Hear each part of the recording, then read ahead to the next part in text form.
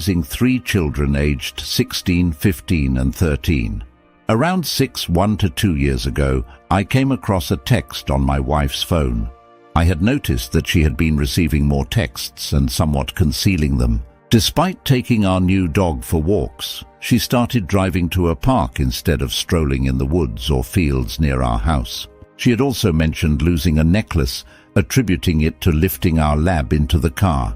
The text brought up the necklace, and her response suggested caution about walking in the woods with unfamiliar men.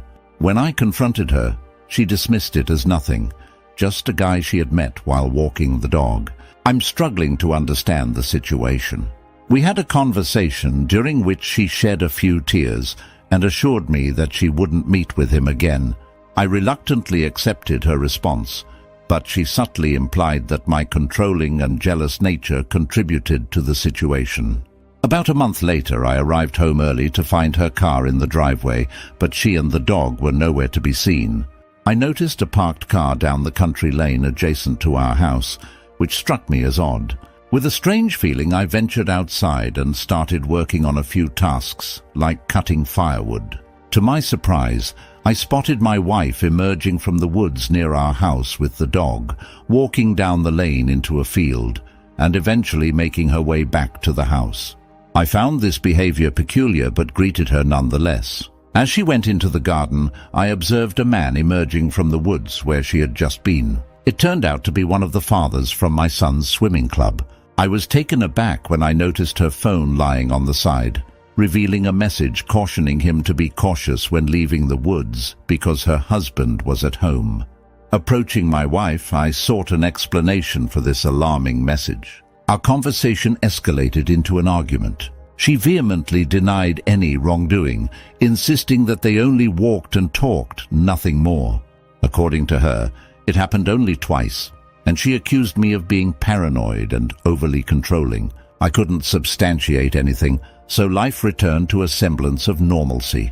A few months later, financial constraints led me to take a job that required extended periods away from home, working at sea for months at a time. Initially we managed, though I detested the separation.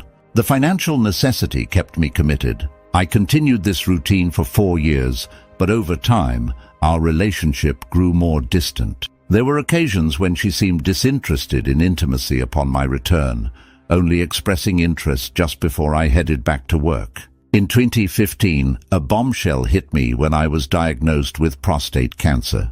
My world was truly shaken. I received medical leave from work and underwent treatment in London, which was 3 hours away from our home. I stayed in London 4 nights a week during this period, yet she never once accompanied me. Reluctantly, after 8 months, I returned to work, but the experience was unpleasant. Cancer had prompted me to re-evaluate my life, and the desire to be close to my family overshadowed any inclination to be away.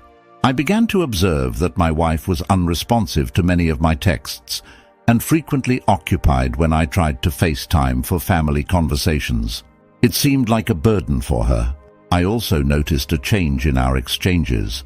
While I consistently expressed love at the end, she no longer reciprocated.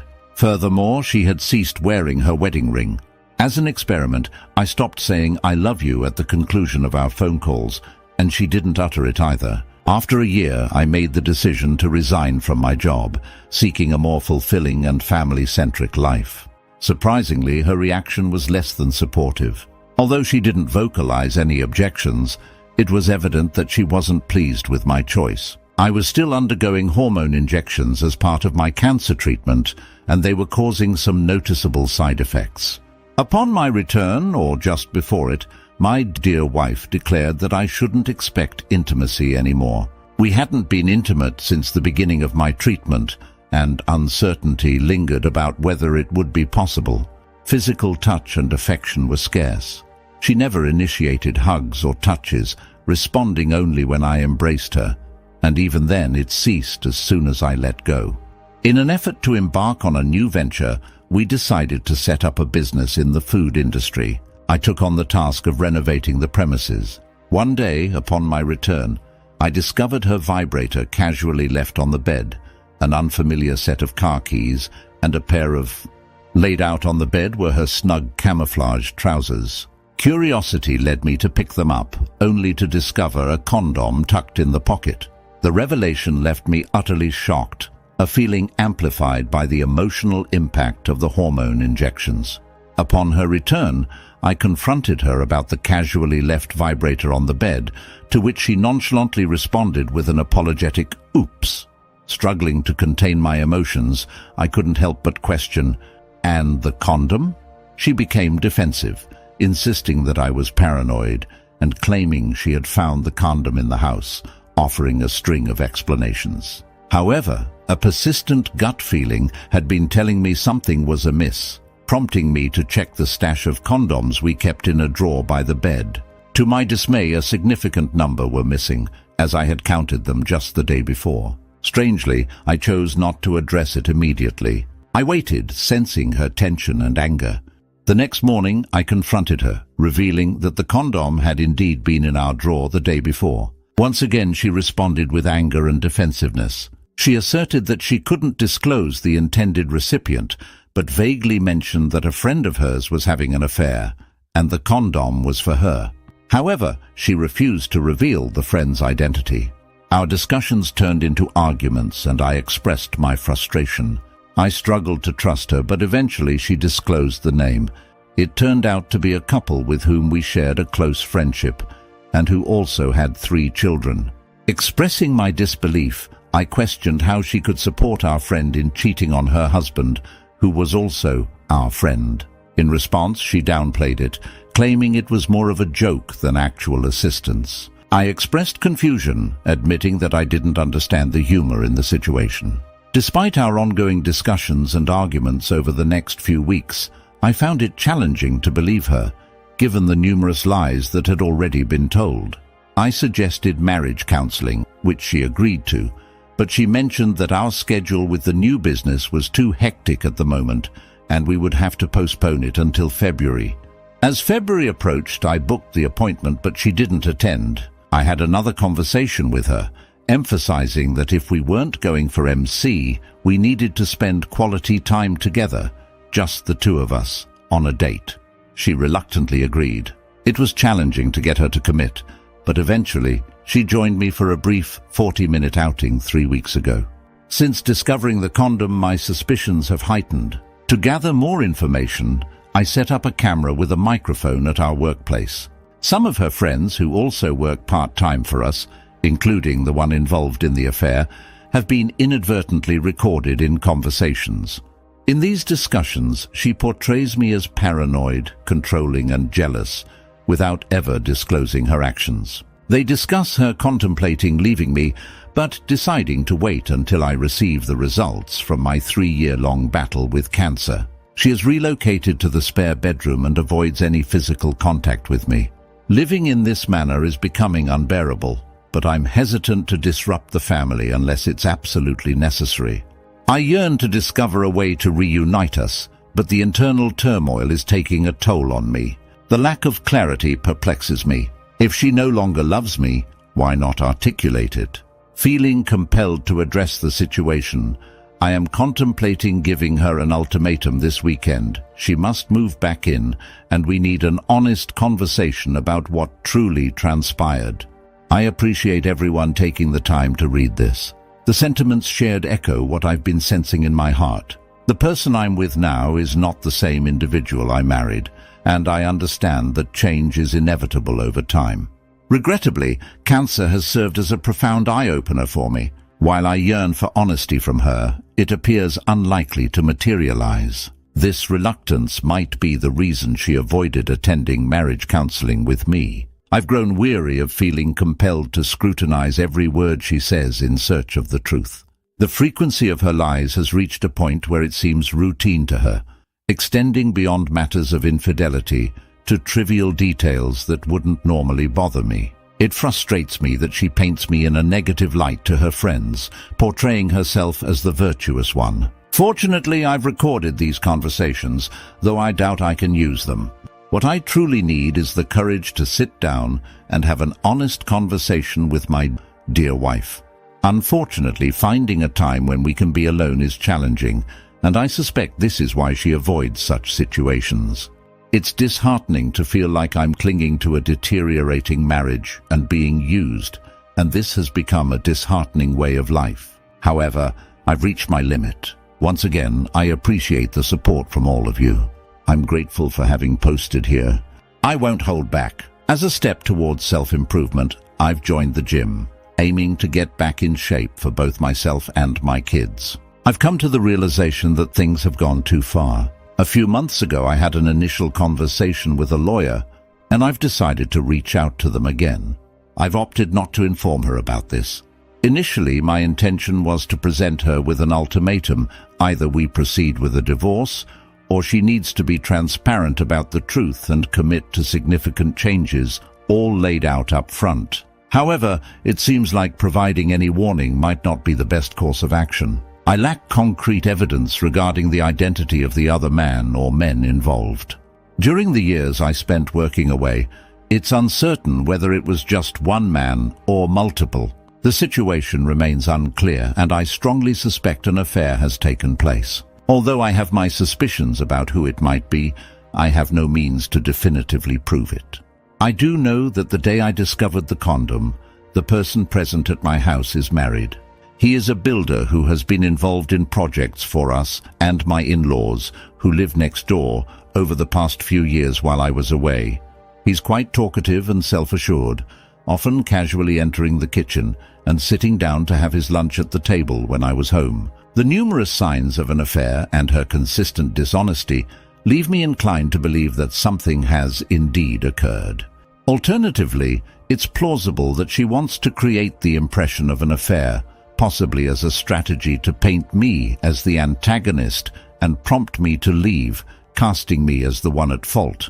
As someone here wisely pointed out, the simplest explanation is often the correct one. In my personal assessment, I believe she may have had a fling or two, but is unwilling to confront and admit her actions. Instead, she opts to shift blame onto me, creating distance.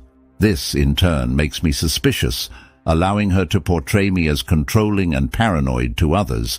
My wife's friend, who had an affair, wouldn't have required my wife's assistance to obtain a condom. I recognize this, and I'm now aware that there were likely more instances. It's a regrettable realization that I allowed this to persist for so long. Adding to the complexity, the friend who had the affair is married to a friend of mine. Due to the manipulative mind games, I refrained from informing him earlier. This weekend I plan to have a conversation with him and share what I've discovered. I feel terrible for him as his wife is now seeking a divorce, expressing her desire to end the marriage. While she is a cheater, at least his wife is honest about wanting a divorce. She may not admit to any wrongdoing, instead attributing the separation to him being controlling and paranoid. This also applies to my wife and me. I understand the decision I need to make, and it's not an easy one, but it seems like I've been pushed into it by my wife's actions. Letting go of my marriage is a difficult process, even though I recognize it's already over. I've decided to reach out to the solicitor I consulted when things initially started to deteriorate. It has been valuable to receive insights from women and realize that the challenges are similar, whether it's a man or woman in this situation. It's a reminder that these circumstances can happen to anyone. I can go online and review her phone bill, but it's not as straightforward since my wife uses WhatsApp. I attempted to encourage her to use it while I was away for work, but she found it too challenging. Surprisingly, now that I'm back, she uses it regularly. Unfortunately, I can't identify who she calls through WhatsApp, and I'm aware that she frequently deletes messages. I overheard her mentioning this to a friend. The question that lingers is, why go through the trouble of deleting messages if there's nothing to hide? She avoids opening her phone in front of me, fearing I might glimpse her passcode. The whole process is erratic. She initiates unlocking and then abruptly stops, putting her phone down. It's quite perplexing. To be fair, she can be a dedicated and skilled worker, particularly in her role as a chef, where she excels. However, I suspect she has reached a point of discontent and would prefer me to be away working, allowing her to avoid certain responsibilities. During my time working away, I earned a substantial salary compared to my current earnings, providing us with a comfortable lifestyle, including a weekly cleaner and gardener. I understand the challenges of looking after kids, having taken care of ours before they all started school. Although I've never seen myself as passive and have been described as someone who doesn't tolerate foolishness, I acknowledge that I've allowed my WS to take control of our marriage and relationship. Despite confronting her at times, I often back down, possibly because I desperately want the marriage to succeed, even though it feels lifeless, and I'm avoiding facing that reality. If it weren't for our kids, I would have ended it a long time ago. The situation is complicated. We co-own a house, run 2 small businesses together, have 3 children, and her parents live in our house. Her father is in a wheelchair. I've allowed her to use these aspects against me. I've invested so much in keeping my family together that I've neglected myself, and I attribute some of that to being adopted. Now I realize I need to reclaim my life. In my professional life, I've learned to confront problems directly and address them head-on. It's time to apply the same principle to my personal life. While I initially considered discussing our marriage this evening, I've decided to heed the advice I've received and speak with the solicitor tomorrow to plan my next steps. I'm preparing for a significant decision day, D-Day. It's peculiar. She's been a bit more pleasant the past couple of days, even cooking Sunday dinner today. However, she has also managed to slip in a few digs at me. Criticisms about why I didn't do certain things or how something is my fault, like not checking the emails. I've refrained from getting defensive and simply pointed out that these were responsibilities for both of us. She didn't respond. In addition to our interactions, she's currently not on good terms with her parents, who reside in the annex to our house, an arrangement that was her idea, not mine, as I've reminded her. She barely talks to her dad and is noticeably terse with her mother. I find it almost amusing when she takes out her phone in front of me and contemplates unlocking it, only to realize I'm there. In response, she awkwardly fiddles with her phone, repeatedly opening and closing the case. It comes off as rather pathetic, really. I've always used a PIN code on my phone due to my travel and work away, and the entire family knew it. She could access my phone anytime she wanted. However, when she decided to lock her phone at her friend's suggestion, I changed mine. Apologies for the language. I reached out to the solicitor today, and I have an appointment scheduled to discuss matters with them tomorrow, signaling a step forward. After work today, I plan to hit the gym. Interestingly, my wayward wife is quite cautious when entering her code. She avoids putting it in when I'm around, but of course she insists she has nothing to hide. My meeting took place over the phone, but it was interrupted when someone entered my workplace, and I preferred not to be overheard. The discussion primarily focused on costs and understanding the divorce process in the UK. I received advice here to explore free consultations with various solicitors, ensuring I find ones offering an initial meeting at no charge. It's crucial for me to organize and clarify my finances before initiating the divorce proceedings. I need to maintain a clear-headed approach and avoid getting overly stressed, although it's easier said than done. One of the most challenging aspects of this situation is the feeling of being lost. For the past 25 years, my wayward wife and I have functioned as a team. We even worked together until 15 years ago when we had kids. Despite my departure to work at sea to support our family, we shared a common goal of acquiring a small farm and living and working together on it. Around 7 years ago, we started drifting apart when I began working away. This was also around the time she had her first affair. Whether it was an emotional affair or a physical affair, I'm not entirely sure.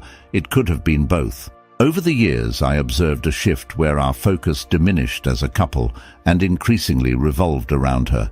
Then, the unexpected blow of cancer struck me. Emotionally, it really took a toll. Despite the challenges, I completed the treatment and, once cleared by the doctor, returned to sea, although I still had to undergo 3 monthly checkups. Then it dawned on me, whom am I doing all of this for? My wife won't even show any affection when I come home on leave.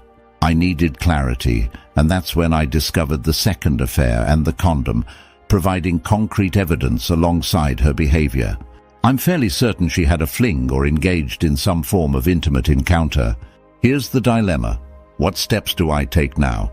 If I initiate divorce proceedings, it's likely we'll have to sell our farm, our retirement plan, and our business. Then what's my next move? Returning to sea could jeopardize custody of our kids, and if I stay, I lack training for alternative careers, especially considering I'm in my 50s. The situation feels overwhelming, and there don't seem to be any straightforward or positive solutions.